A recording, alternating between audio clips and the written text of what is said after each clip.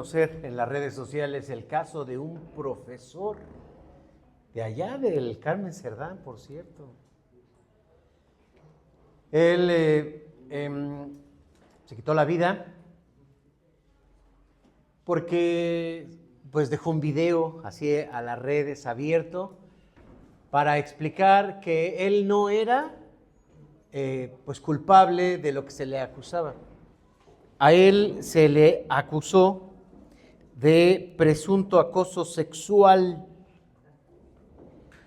Si ustedes vieron este video, pues fue algo triste, porque no solamente se va decepcionado de esta vida, de la situación legal y de la situación social, sino que también quiere dejar un precedente como diciendo, pues ojalá que lo que yo hago pueda generar conciencia. ¿Qué hace una persona en una crisis? Se puede quitar la vida. O también puede luchar y puede salir adelante. Eso lo podemos ver porque cuando una persona está en una crisis donde no sabe para dónde moverse, las fuerzas internas, sus recursos, o pueden hundirlo o pueden sacarlo adelante. ¿Has vivido alguna vez alguna crisis? Tomen su lugar. Ya la cara que pusieron así como, ¿qué, cómo, cuándo, dónde, por qué? ¿Sí? Pero ¿qué es una crisis? Ahorita acabamos de mencionar este concepto, pero ¿qué es una crisis? Si me permiten hacer esta pregunta a ustedes para que puedan participar, ¿qué es una crisis? Pero por favor, no me vayan a decir que es el grupo de Chicoche, porque así se llamaba su grupo, ¿no es cierto? ¿No saben? Sí, claro, por eso se llama Chicoche y la crisis, es decir, su grupo. Bien, pero ¿qué es? No me cambien la plática. ¿Qué es una crisis? ¿Qué idea tienen de una crisis? Adelante, ya tienes la mano arriba, échale. Circunstancia fuera de tu control. Una circunstancia fuera de tu control. Me parece una muy buena definición, muy concreta. Gracias. Aquí estaba alguien más, ¿no? ¿Le cedes la palabra? Un desajuste o desequilibrio. Muy bien, muchas gracias. Es un desajuste o desequilibrio. Que trae una situación también de desesperación. Gracias. ¿Qué más? Traje una definición de dos autores, James y Gilliland, que en el 2001 definen una crisis como aquella experiencia, y que se relaciona mucho con lo que acaban de mencionar, o percepción de un evento que resulta difícil de tolerar y que supera los recursos y supera los mecanismos de afrontamiento de la persona. ¿Han visto aquellas personas que dicen, yo ya con esto no puedo? O ya me tienes hasta la coronilla. Sí, o esto es muy difícil de superar, o yo creo que esto sí, no lo voy a poder enfrentar. Una crisis entonces es un factor que va a influir y va a determinar la forma en que vamos a actuar ante las diferentes circunstancias o aquello que nos está llevando a ese punto. Hay diferentes tipos de crisis. Por lo menos quiero mencionar tres rápidamente. El primer tipo de crisis es la circunstancial. Es aquella que ayer estábamos bien, pero un evento nos vino a alterar. Por ejemplo, una pérdida así sorpresiva, un accidente, una mala noticia o algo que viene y nos desestabiliza. La segunda crisis es, o el tipo de crisis, es propias del desarrollo. Claro, todos los cambios que vienen a nuestra vida por situaciones de desarrollo también nos van a traer crisis. Por ejemplo, pues pasar a lo mejor de la niñez a la adolescencia, de la adolescencia a la juventud, de la soltería a estar casado, de la primaria a la secundaria, de la secundaria a la preparatoria, etcétera. Esos cambios que son parte natural de nuestro propio desarrollo. Pero una tercera crisis es las existenciales. Han escuchado personas que dicen, estoy en una crisis existencial. ¿A qué se refieren estas crisis? Son aquellos conflictos internos que implican un cambio en nuestra identidad. Una crisis existencial es como, ¿quién soy? ¿Para qué estoy aquí? ¿Qué es lo que debo hacer? ¿Qué debo seguir? ¿Qué debo alcanzar? ¿O cuál es la meta o mi sentido de vida? Y claro, dependiendo las diferentes situaciones de crisis, vamos a tener complicaciones. ¿Sí? Una crisis se da, porque miren, así digámoslo, cuando una persona está en crisis no sabe si para acá, o para la izquierda, o para enfrente, o para atrás, no sabe para dónde, y se queda paralizado. Ese es el momento de crisis. Así se le llama al momento de crisis, estar, no sé para dónde moverme. Una vez que ya me muevo, se rompe la crisis. Pero ¿cuántas veces podemos experimentar una situación donde no sabemos qué decidir y pasa, es un asunto que puede pasar de un día, de una semana, de un mes o incluso de un año, ya después ya ni se acuerdan y finalmente no tomaron una dirección? Hay crisis que se hacen crónicas. ¿Qué consecuencias pueden traer? Bueno, y a veces esto es lo que nos mueve para poder buscar una solución. El estrés, y también de hecho hay algo que se llama estrés postraumático. Puede haber un estrés que puede generar pánico o que puede traer consecuencias en nuestro cuerpo, como un malestar. Puede haber casos disociativos. No sé si han visto personas que enfrentan una situación tan fuerte que de pronto se olvidan. A veces sucede con la gente que tiene enfermedades muy complicadas, situaciones muy difíciles o pérdidas que se disocian y no se acuerdan. Es una forma de... ¿Manda usted? Un diagnóstico o sobre todo un pronóstico también. Diagnóstico cuando te dicen tienes cáncer, pronóstico es te quedan 3 semanas. Sí. Ni un día más, dicen, ¿no? También puede caer uno en consumo de drogas o incluso culpas.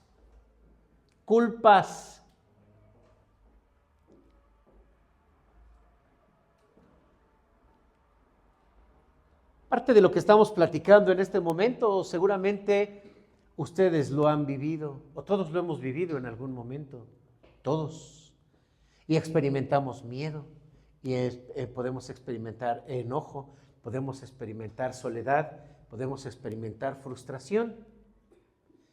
¿Para dónde movernos? Hoy, hermanos, vamos a analizar el pasaje de Mateo capítulo 26, del 36 al 46, lectura que por cierto ya hicimos, para ver el modelo de Jesús, porque estamos en una serie que estamos siendo transformados por el Espíritu Santo para ser a la imagen de Jesús. Bueno, pero ¿cómo enfrentó Jesús? Porque él también experimentó una crisis.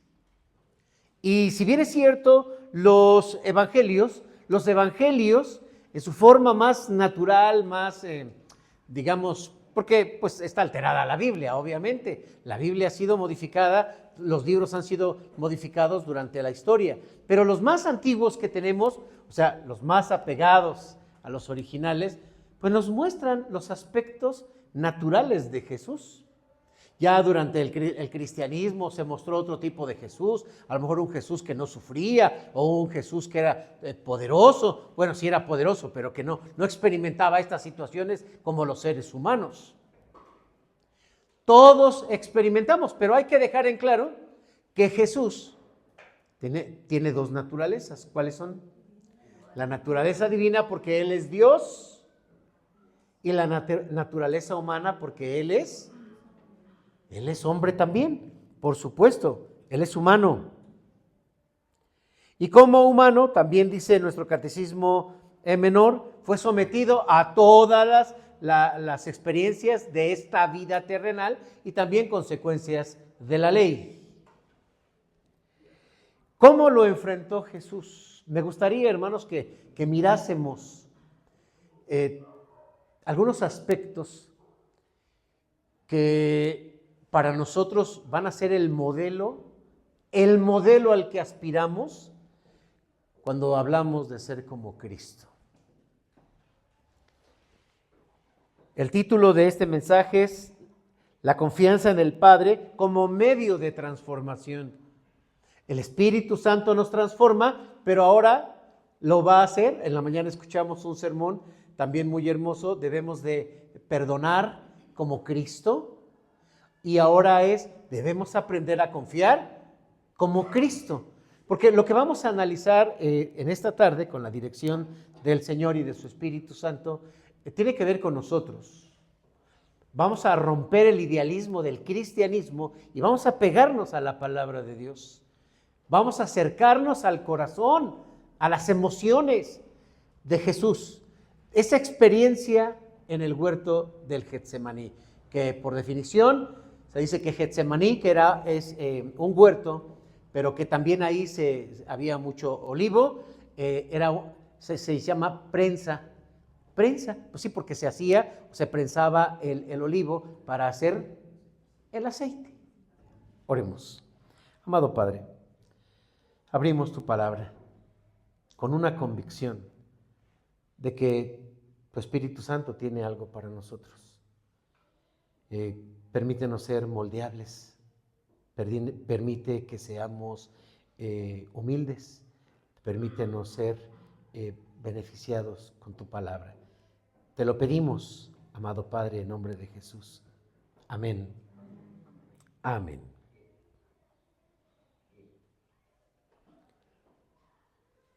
Conocemos la historia y la escena. Jesús está empezando a agonizar.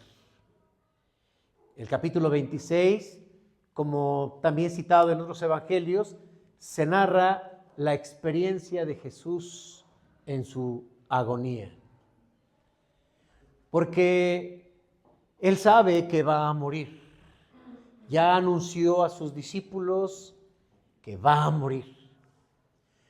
Ya está en Jerusalén. Ya cenó con sus apóstoles, ya.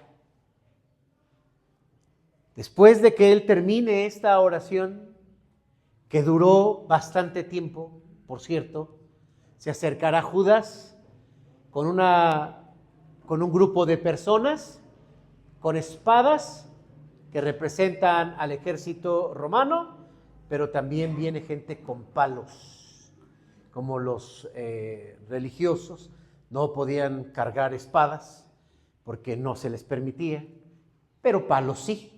Así que vienen para arrestar a Jesús y sabemos lo que habrá de pasar.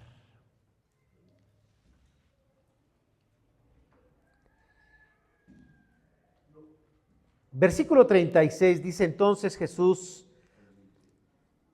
llegó con ellos a un lugar que se llama Getsemaní y dijo a sus discípulos: sentaos aquí, entre tanto que yo voy allí y oro. Y tomando a Pedro y a los dos hijos de Zebedeo, ¿quiénes son? Jacobo y Juan, comenzó a entristecerse y angustiarse en gran manera. Entonces Jesús les dijo: mi alma está muy triste hasta la muerte. Quedaos aquí y velad conmigo. Yendo un poco adelante, se postró sobre su rostro y orando y diciendo: Padre mío, si es posible, pase de mí esta copa, pero no sea como yo quiero, sino como tú.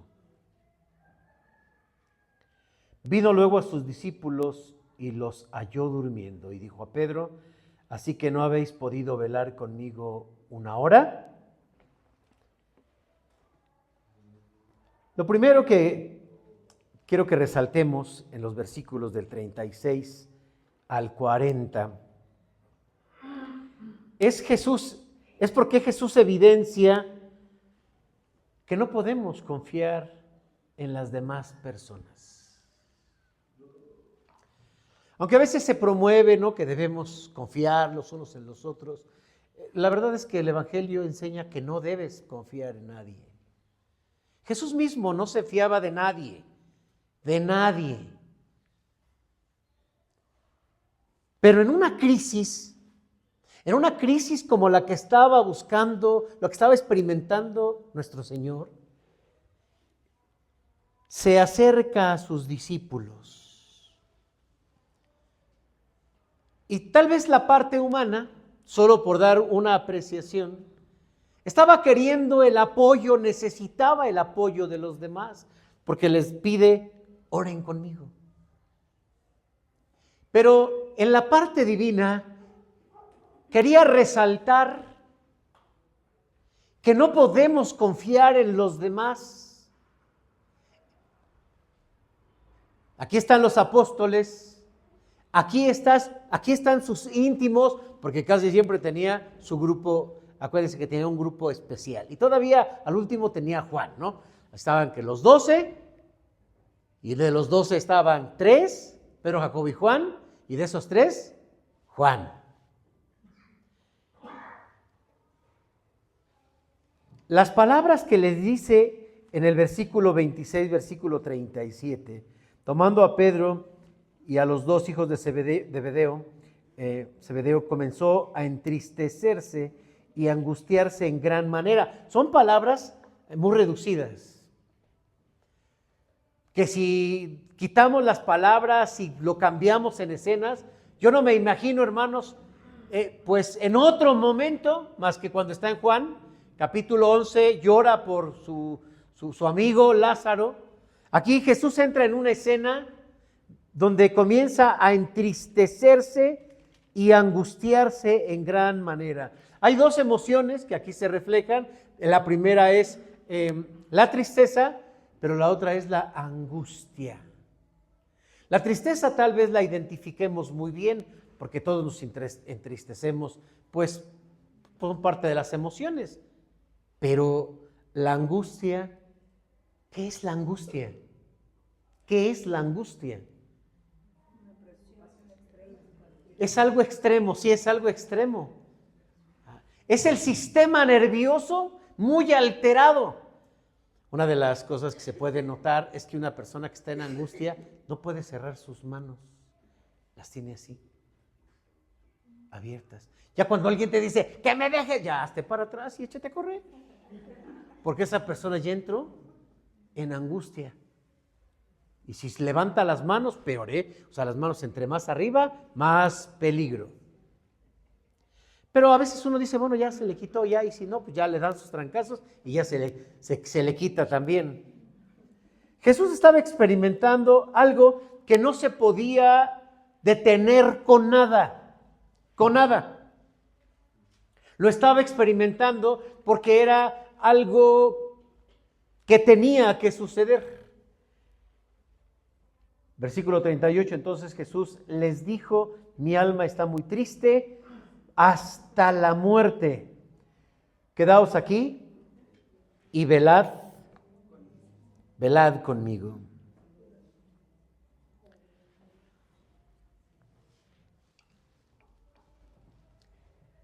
Nadie puede comprendernos.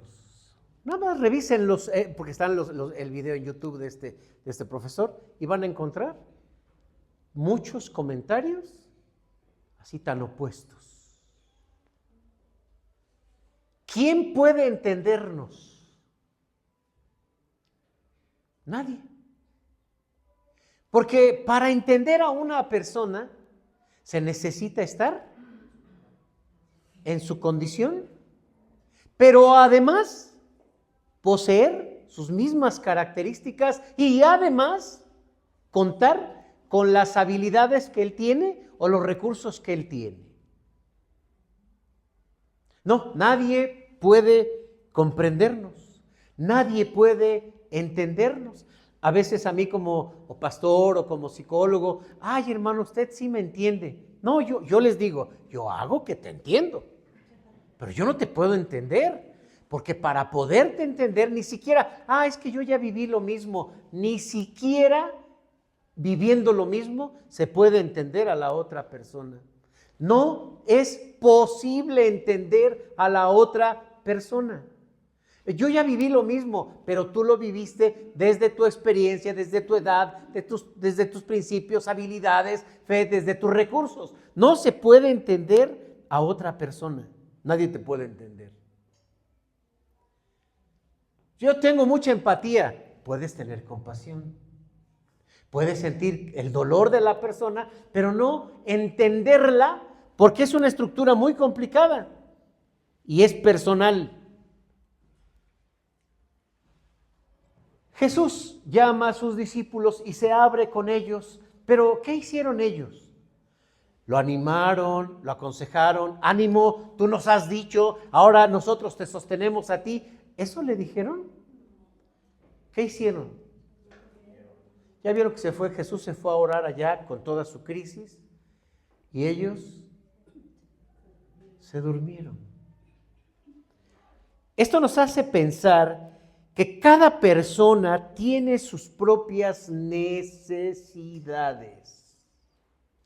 Y cuando nosotros esperamos que la persona nos entienda y que esté para nosotros, resulta que cada persona tiene sus propias necesidades. Y eso es lo que se experimenta cuando uno tiene soledad. La soledad es una experiencia, porque es una experiencia, ni siquiera es una emoción, es una experiencia donde uno se siente prácticamente así, sin nadie que esté allí, completamente solo. Y comienza a medir sus fuerzas y comienza a ver sus capacidades para ver si puede salir adelante, y simplemente hay personas que allí se quedan, allí se quiebran o allí acaban su vida. Una persona entonces tiene sus propias necesidades y qué difícil va a pensar en nosotros. No, ves que yo sí me voy al psicólogo y el psicólogo sí me entiende. No, te escucha, eso sí te escucha. Te puede ayudar a aclarar pues lo que estás sintiendo. Pero ayudarnos, qué difícil es la solución que nosotros quisiéramos, ¿eh? Sí, porque hay gente que se complica su vida y al rato, y ahí estuviste, le escuchaste, le animaste, y al rato ya ni te habla. ¿Les ha pasado así? ¿Por qué? Porque aunque nosotros pensamos que les ayudamos, una persona en una crisis no lo siente igual. Cada persona tiene sus propias necesidades y también sus propias prioridades. Ok, estaba Jesús necesitando el apoyo de sus compañeros, el apoyo de sus amigos, les llegó a decir amigos, pero ellos tenían otra prioridad y esa prioridad simplemente es la que siguieron, una prioridad biológica, una prioridad física, y se fueron a dormir. ¿Esto es decepcionante? Sí. Yo he visto gente que pasa por situaciones y se enoja contra los demás. ¿Para qué quiero a mi familia? Si cuando yo estuve en una necesidad, no se acercaron. No fueran ellos, porque yo así ahí estoy. ¿Para qué le digo a los hermanos? Si los hermanos ni me hacen caso, me dejan morir. Y eso que son hermanos, me dejan morir solo. Hay que decirlo así, no debemos confiar en los demás, porque el resultado va a ser una frustración. Jesús regresa y los regaña. ¿No habéis podido velar conmigo 1 hora? Tal vez tú te has alejado de personas, te has molestado con personas, aunque esta mañana pues hicimos un ejercicio para recordar, a ver con quién estás enojado. Tal vez esas razones tienen que ver porque tú sentiste que no te apoyaron, porque tú siempre que desde tu percepción, claro, cuando ellos necesitaban una ayuda, tú estabas allí para dársela. Pero cuando tú lo necesitaste, ya no. Y entonces uno se resiente. Esto es una frustración. En segundo lugar, Jesús nos enseña a reconocer la crisis en la que nos encontramos. Y aquí Jesús abre su corazón. Versículo 42. Otra vez Jesús fue y oró por segunda vez diciendo: Padre mío, si no puede pasar de mí esta copa sin que yo la beba, hágase tu voluntad. Ya desde el versículo 37, el versículo 38, Jesús les había dicho a sus discípulos la angustia en la que se encontraban. Pero ahora se acerca a Dios. De hecho, siempre se acercó a Dios, ¿no? No quiere decir que su objetivo eran sus amigos o sus discípulos, no. Se acerca a Dios y hablando a su Padre, le habla de esta manera: Padre, si fuese posible, pase de mí esta copa. Si fuese posible, pase de mí esta copa. Una copa en la cultura judía representaba compartir un sufrimiento.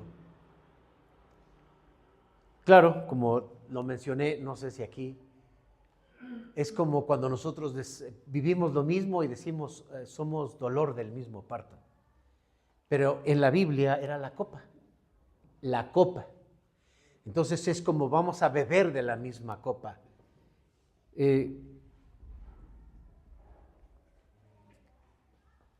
Con este dolor que Jesús estaba experimentando, hay una reacción que pasamos a veces por alto, y es que él estaba muy desconcentrado. Estaba orando, pero no se concentraba en la oración. Y aunque no dice que no se concentraba en la oración, me es fácil verlo porque estando orando, se regresa para ver a sus discípulos. Después de que les dice: no habéis podido velar porque los encontró dormidos, ¿qué hace? Se va otra vez a orar y vuelve a orar y nuevamente regresa con los discípulos y los vuelve a encontrar dormidos y se vuelve a ir a orar. Hermanos, Jesús estaba muy inestable.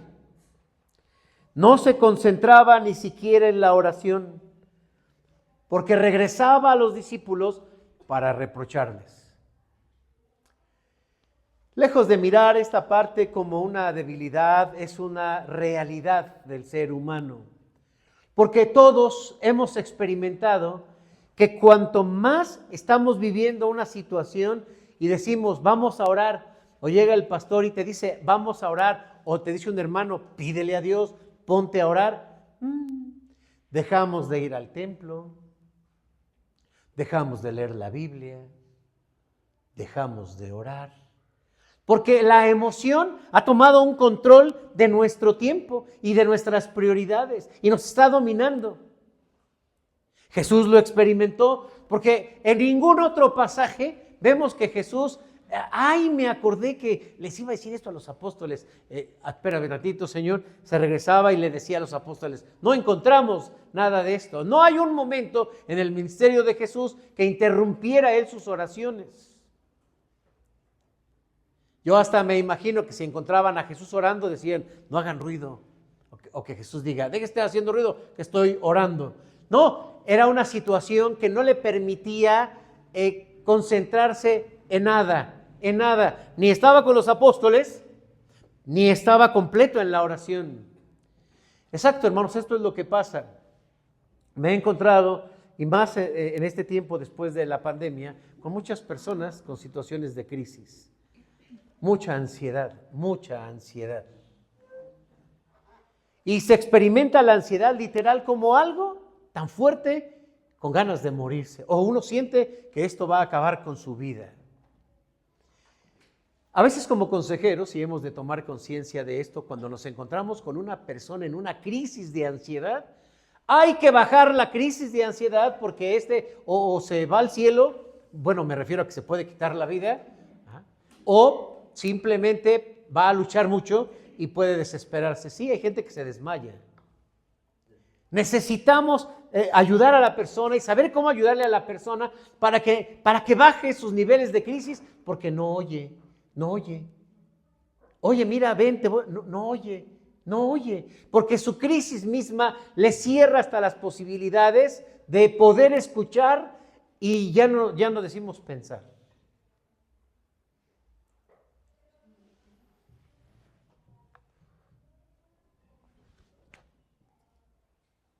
Su cuerpo expresó también de manera física una sobrecarga. Miren lo que dice Lucas, porque esto ya lo dice Lucas, quiero que por favor lo vayamos a ver.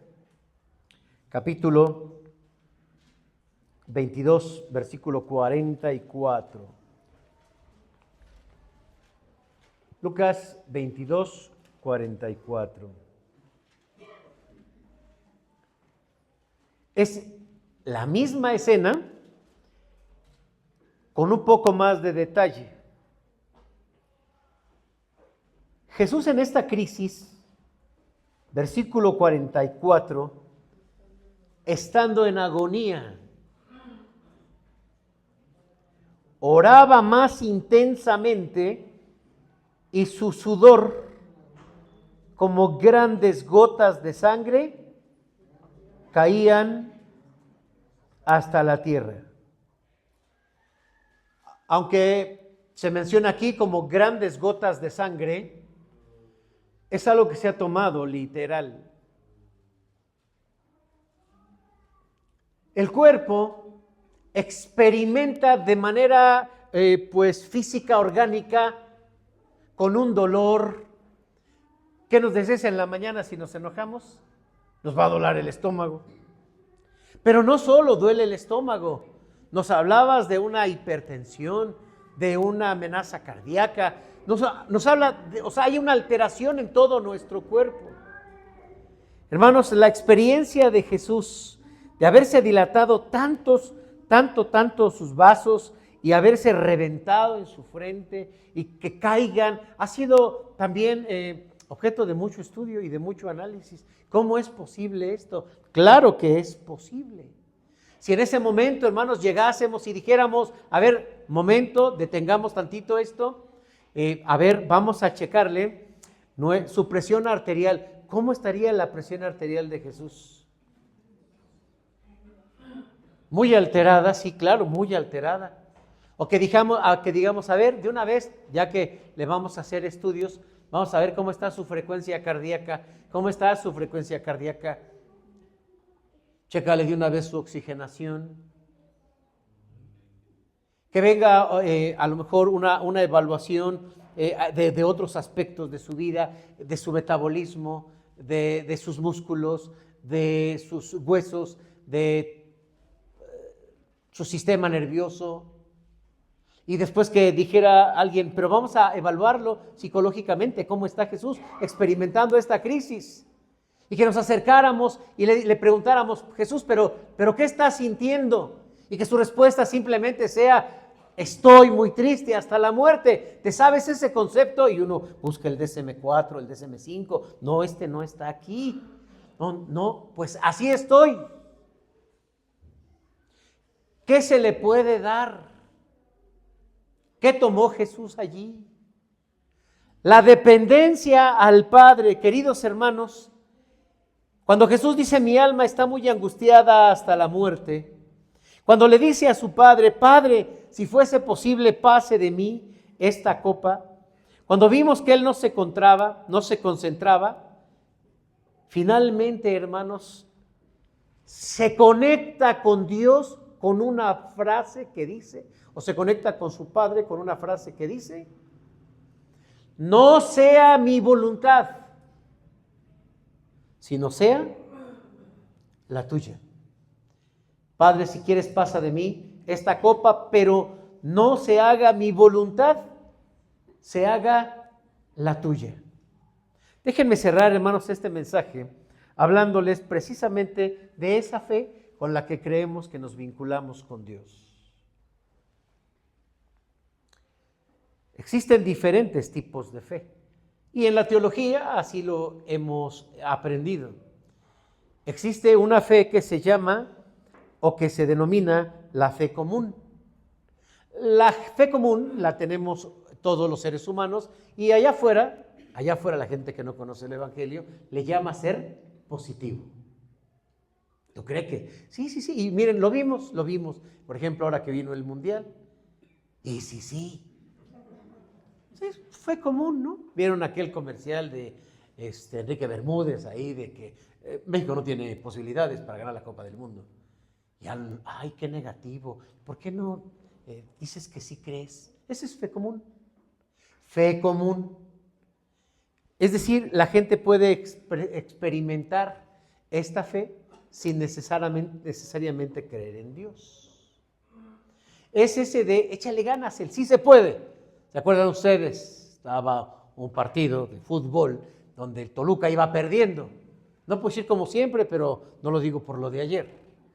3-1. Y entonces, así iba perdiendo y la gente empezó a gritar, sí se puede. Y todo el mundo al rato, el sí se puede. ¿Y qué creen? Sí se pudo. Le dieron la vuelta y ganaron. ¿Ok? Dicen que es un cuento de Jorge Bucay, no vayan a pensar que es mío. Jorge Bucay, cuentista argentino, psicólogo, él dice que estaban 2 ranitas saltando de aquí por allá y se metieron a una casa y cayeron en la cocina y ahí a la olla de la leche.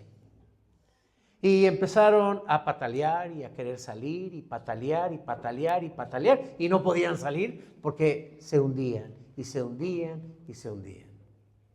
Una de ellas dijo, pues si aquí voy a morir, ¿para qué me sigo esforzando? Adiós mundo cruel. Y se hundió y se murió. La otra vez que aquella se había muerto dijo, pues si aquí voy a morir, que no sea queriendo. Y empezó a patalear y sin darse cuenta batía la leche hasta que se hizo como una mantequilla y entonces saltó y se salvó. Esa es la fe común. Hay otra fe, que es la fe temporal. Es la fe que experimentan muchos creyentes por un tiempo, por un ánimo, porque estuvieron muy a gusto, porque se sentían muy bien y comenzaron a seguir a Jesús. Jesús lo cuenta en la parábola del sembrador, Mateo capítulo 13. Parte de la semilla cayó entre pedregales y como no había profundidad de tierra, brotaron pronto, pero salido el sol, que son los problemas y las dificultades de la vida, se secó y se murió. Creyentes fueron cristianos, creyentes fueron bautizados, creyentes participaban en la iglesia, oraban, cantaban, a lo mejor estaban en el coro, predicaban, hasta fueron pastores tal vez, pero un día se acabó. También existe lo que Santiago llama la fe muerta, y la fe muerta es aquella de mucho bla, bla, bla, bla, bla, pero pocas acciones. Y finalmente, todavía está otra, que es la fe milagrera. Y la fe milagrera es creer que Jesús puede hacer un milagro, que Dios puede hacer un milagro. Esto también puede estar en el corazón de muchas personas. El asunto, hermanos, es que si yo no recibo lo que creo que Dios me va a dar, si no me sana, si no hace el milagro, entonces también me alejo.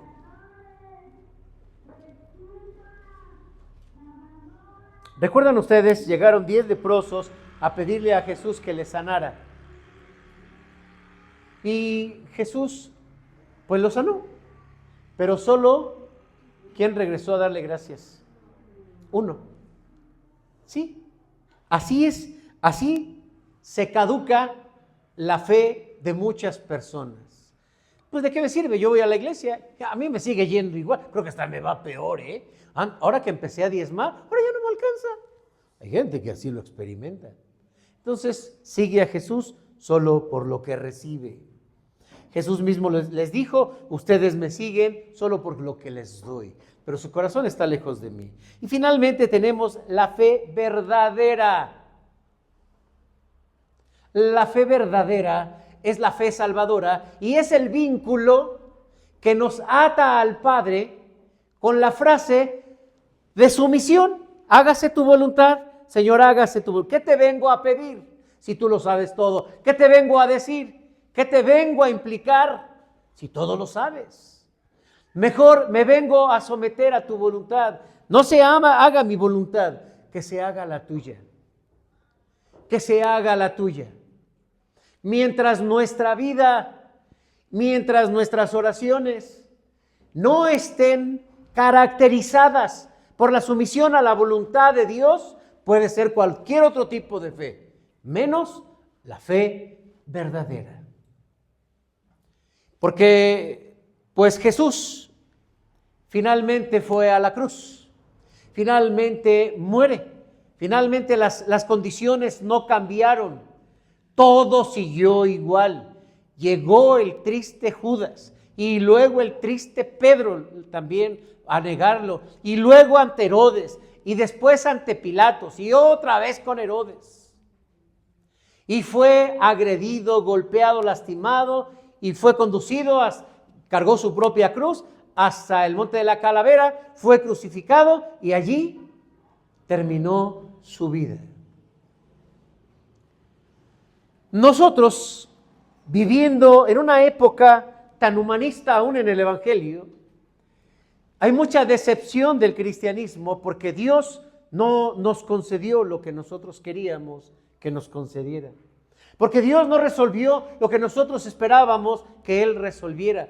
Pero nos olvidamos que hay una voluntad perfecta y mientras es de la de Dios, y mientras nosotros no lo entendamos, que todo es perfecto, vamos a vivir con una decepción de fe. Lamento que tantos creyentes que han pisado una iglesia no pudieron entender verdaderamente el Evangelio y no llegaron hasta este punto. La gente puede decir que se va de la iglesia porque se decepcionó de la gente, se decepcionó de los pastores, se decepcionó de los hermanos, se decepcionó de todo mundo. Porque no lo ayudaron, porque no lo apoyaron, porque no lo entendieron. Todos los días buscamos a Dios. ¿Cómo lo buscas? ¿Lo buscas a la manera de estas erróneas formas de fe? ¿O lo haces diciendo, Señor, que sea tu voluntad? Lo expresa el Padre nuestro.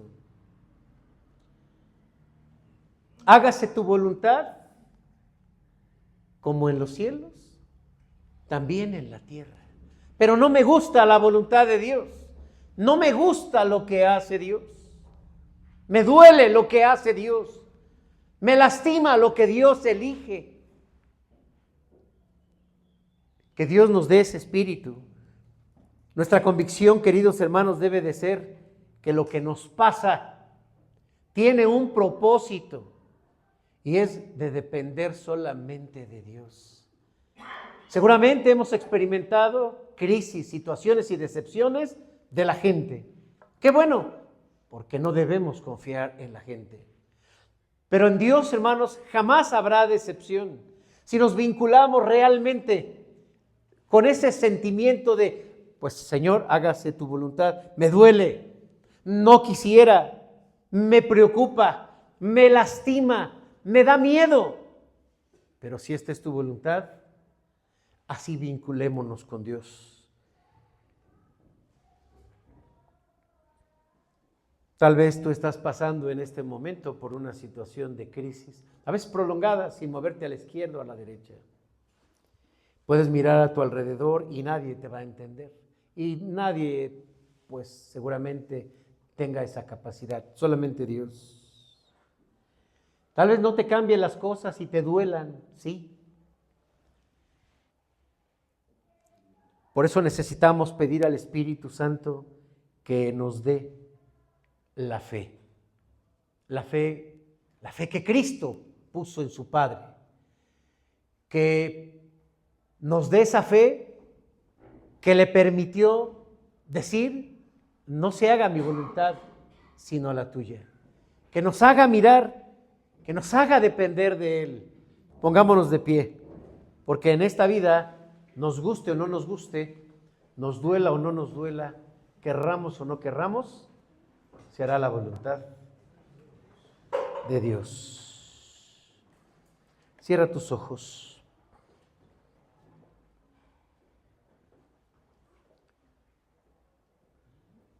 Si Dios nos enseña a confiar y a pedirle,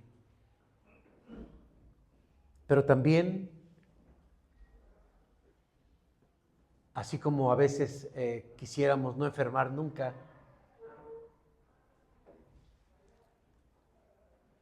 quisiéramos no estar mal nunca o tener pérdidas nunca, creo que también el Señor nos dice cuando así va a ser mi voluntad. Así va a ser mi voluntad. Hace unos años, un pastor estaba muy enfermo. Él tenía cáncer. Un pastor de la Asamblea General. Venían los pastores, venían los hermanos, y uno de esos pastores me comentó, fuimos a visitar al pastor, y dijo, si vienen a orar por mí, por favor, no vayan a orar que sane. No voy a sanar. Dios ya me dijo, ya. Y cada día me lo demuestra más. Oren por otra cosa, pero no por eso. A mí me queda claro que el Señor ya me está llamando. A veces no soportamos el dolor porque vamos y vemos a alguien que está también luchando en esta crisis, pero se ha encontrado con Dios y Dios le dice, toma mi paz. No puedo terminar este mensaje sin decir lo que pasó en el versículo 40